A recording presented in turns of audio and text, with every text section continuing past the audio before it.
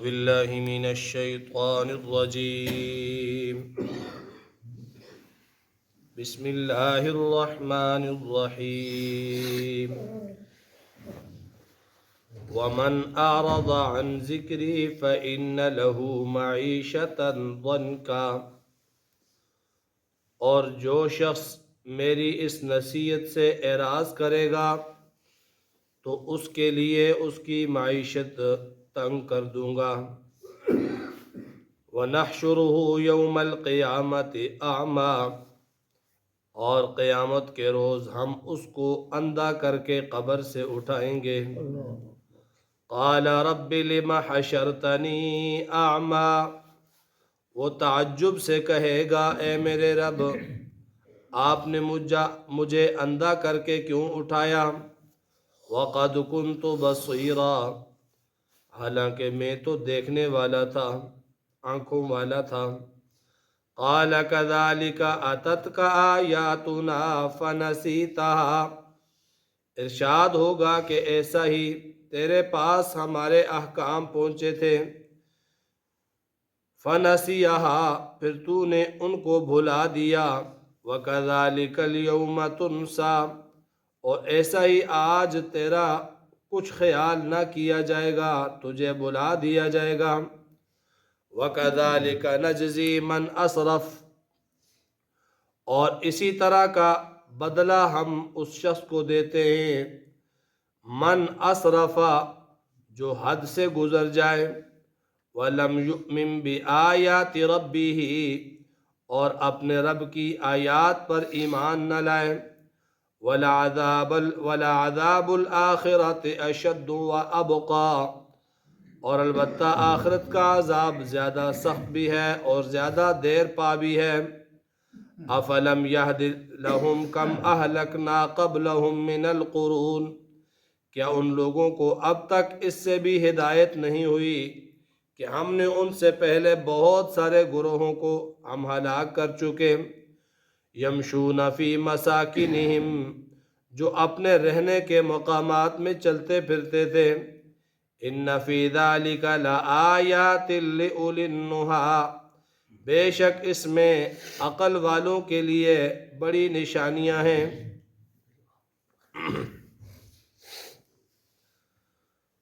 اس سے قبل آیات میں اللہ تعالیٰ نے آدم علیہ السلام کا جنت سے دنیا پر نزول کا واقعہ بیان فرمایا، اور آج کی ان آیات میں اللہ تعالیٰ نے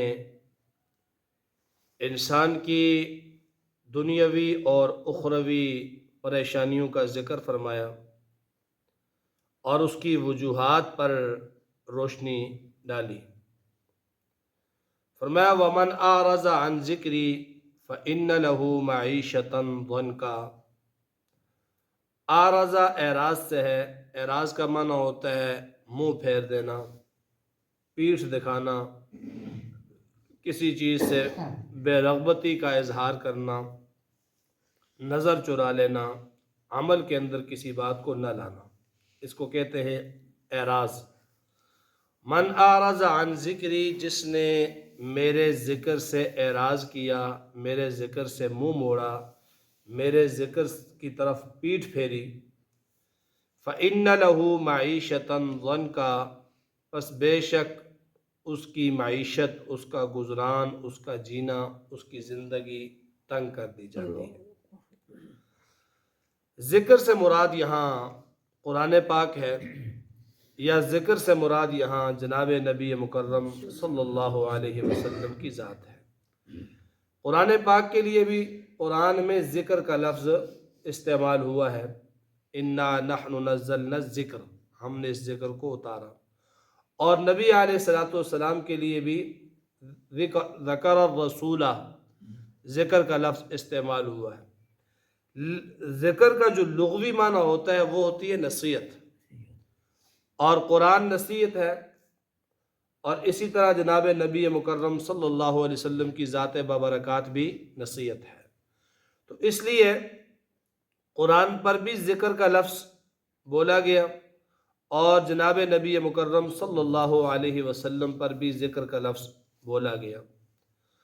تو معنی کیا ہوا کہ جو قرآن سے اعراض کرے اور نبوی تعلیمات سے اعراض کرے، جس نے قرآن کو پس پش ڈال دیا یا حضور صلی اللہ علیہ وسلم کی تعلیمات کو پس پش ڈال دیا، فَإِنَّ لَهُ مَعِيشَةً ضَنْكَ، ہم اس کی معیشت اس پر تنگ کر دیتے ہیں، اس کا گزران سخت ہو جاتا ہے، اس کا جینا مشکل ہو جاتا ہے، اس کی زندگی سے سکون اور آرام نام کی چیز نکل جاتی ہے۔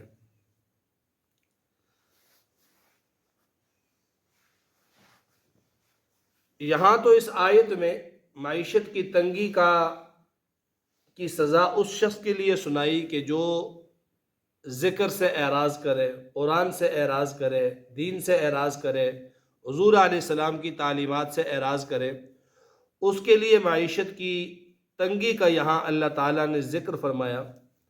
حالانکہ اس کے برعکس ہم دیکھتے ہیں کہ بہت سارے ایسے سرکش ہیں جنہوں نے کبھی قرآن کو کھول کر دیکھا نہیں، جنہوں نے کبھی قرآن کی ایک بات بھی نہیں مانی، جنہوں نے کبھی نبی علیہ السلام کی کسی ایک سنت پر بھی عمل نہیں کیا۔ بہت سارے ایسے ہیں کہ ان کی معیشت تو بہت اعلیٰ ہے، ان کے پاس بڑا پیسہ ہے، مال و دولت ہے، اور ہر قسم کی راحت کی ریل پیل ہے، اور اس کے برعکس جو قرآن کے ساتھ جڑے ہوئے ہیں، دین کے ساتھ جڑے ہوئے ہیں، سنت نبویہ کے ساتھ جڑے ہوئے ہیں، تو ان میں سے اکثریت کی معیشت دنیاوی تنگ ہوتی ہے۔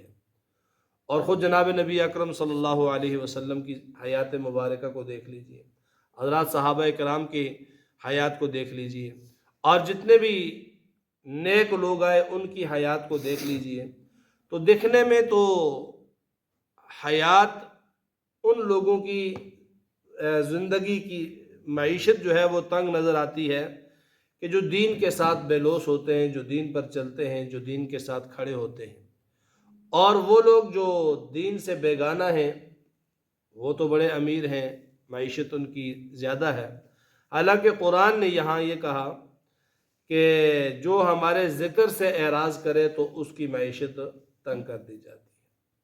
تو علماء نے اس کا مطلب یہ لکھا ہے کہ معیشت کا اچھا ہونا یا معیشت کا برا ہونا یہ پیسے پر، دنیاوی نعمتوں کی ریل پیل پر موقوف نہیں ہے۔ اس سے مراد یہ کبھی بھی نہیں ہے کہ کسی کے پاس بہت زیادہ پیسہ آ گیا تو اس کی معیشت جو ہے نا، اس کی زندگی اچھی ہو گئی، بلکہ یہاں معیشت سے مراد زندگی کا سکون ہے، معیشت سے مراد زندگی کی آسانی ہے، معیشت سے مراد جو ہے وہ جو اللہ نے دیا اس پر قناعت ہے، جو دے دیا اس پر قناعت اختیار کرنا۔ بہت سارے ایسے لوگوں کو آپ نے دیکھا ہوگا کہ جن کے پاس مال و دولت کی کوئی کمی نہیں، لیکن اس کے باوجود بھی مال و دولت کی حرص میں وہ ساری حدیں پار کر دیتے ہیں۔ وجہ کیا ہے کہ سب کچھ پاس ہوتے ہوئے بھی وہ اتنے تنگ دستی کی زندگی گزار رہے ہیں کہ وہ سیر نہیں ہوتے ہیں، ان کو اور چاہیے ہوتا ہے، اور جو ہے نا وہ ملنا چاہیے۔ ورنہ کسی آدمی کی کوئی لمٹ ہو کہ میری معیشت درست ہو جائے، میرا مکان بن جائے، گھر بن جائے، گاڑی مل جائے، اور جو ہے وہ کھانے پینے کے لیے 3 وقت کا کھانے کا بندوبست ہو جائے، وہ سب کچھ کر کے اس کے بعد آرام سے بیٹھ جائے۔ حالانکہ دکھنے میں یہ ہے، تجربے کی بات یہ ہے کہ جس کے پاس مال آیا تو وہ کبھی اس کا پیٹ بھرا نہیں ہے، وہ اور آگے جو ہے نا وہ چلنے کی کوشش کرتا ہے، جس کی طرف حدیث میں بھی اشارہ ہے کہ ابن آدم کو اگر ایک سونے کی وادی مل جائے تو وہ خواہش کرے گا کہ ایک وادی اور مل جائے، وہ بھی مل جائے تو پھر اس کی خواہش ہوگی ایک اور مل جائے۔ تو فرمایا کہ اس کا پیٹ جو ہے وہ قبر کی مٹی ہی بھر سکتی ہے، ویسے دنیا کی جو چیزیں ہیں وہ نہیں بھر سکتی۔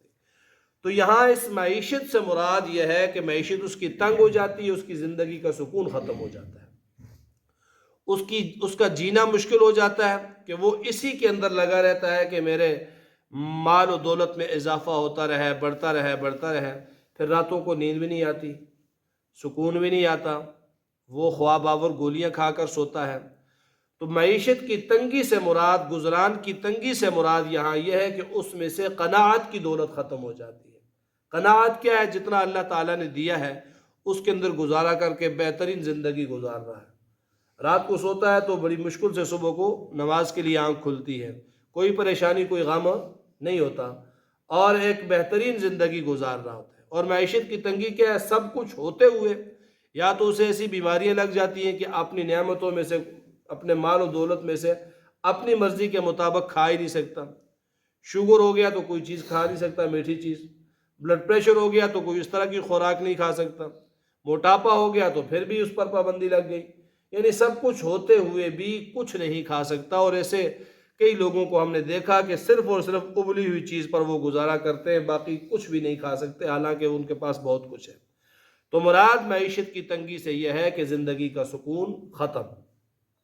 وَنَحْشُرُهُ، دنیا کی یہ سزا تھی، اور آخرت کی سزا وَنَحْشُرُهُ یوم القیامت اعمیٰ، قیامت کے دن جب اللہ تعالیٰ سب کو کھڑا کریں گے، زندہ کریں گے، جمع کریں گے، تو یہ اعمیٰ ہوں گے، اندھے ہوں گے، ان کی آنکھیں نہیں ہوں گی، یہ کچھ دیکھ نہیں سکیں گے۔ آئیں گے یہ ٹکرے مارتے ہوئے، گرتے اٹھتے پھرتے، وہاں تک آئیں گے، اور یہ ان کا اندھا ہونا ایک خاص وقت کے لیے ہوگا، بعد میں ان کو بینائی لوٹا دی جائے گی تاکہ یہ جہنم کے عذاب کا مشاہدہ کریں۔ دیکھا تو آنکھوں سے جاتا ہے، بعد میں انہیں ملے گی۔ پہلے اندھا اٹھایا جائے گا میدان محشر میں، اور یہ سوال کریں گے رب لما حشرتنی اعمیٰ وقد کنت بصیرا، یا اللہ تو نے ہمیں اندھا کیوں اٹھایا، حالانکہ ہماری تو آنکھیں تھی، بڑے دور دور تک دیکھ لیتے تھے، اندھا کیوں اٹھایا؟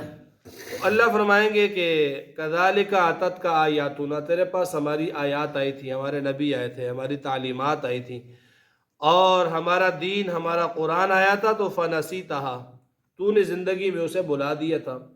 تو اس کی سزا نقد و نقد یہ ہے کہ کذالک الیوم تنسیٰ، تو نے اس کا خیال نہیں کیا، آج تیرا خیال نہیں کیا جائے گا، آج تیری آنکھیں لے لی گئیں۔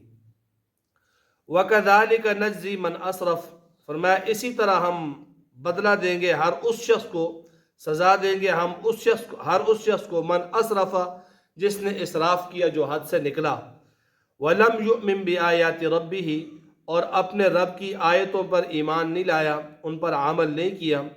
یہ تو تھی وقتی سزا کہ دنیا میں اس کی زندگی کا سکون ختم ہو گیا، قبر سے اٹھتے وقت وہ اندھا ہو گیا، اور اس کے بعد جب فیصلہ ہوگا وَلَعَذَابُ الْآخِرَةِ أَشَدُّ وَأَبْقَىٰ، آخرت کا عذاب اس سے زیادہ سخت اور زیادہ دیر پا ہے۔ أَفَلَمْ يَهْدِ لَهُمْ، دیکھتے نہیں ہو تم لوگ، کم أَهْلَكْنَا قَبْلَهُمْ مِنَ الْقُرُونِ، تم سے پہلے کتنی بستیاں، کتنے زمانے، کتنی قومیں آئیں، یمشون فی مساکنہم، اپنے گھروں میں، مال و دولت میں بڑے تکبر کے ساتھ وہ چلتے تھے، اور بڑے ایک شان کے ساتھ وہ جیتے تھے، لیکن اللہ کے احکامات سے دور ہوئے تو ہم نے سب کو ہلاک کر دیا۔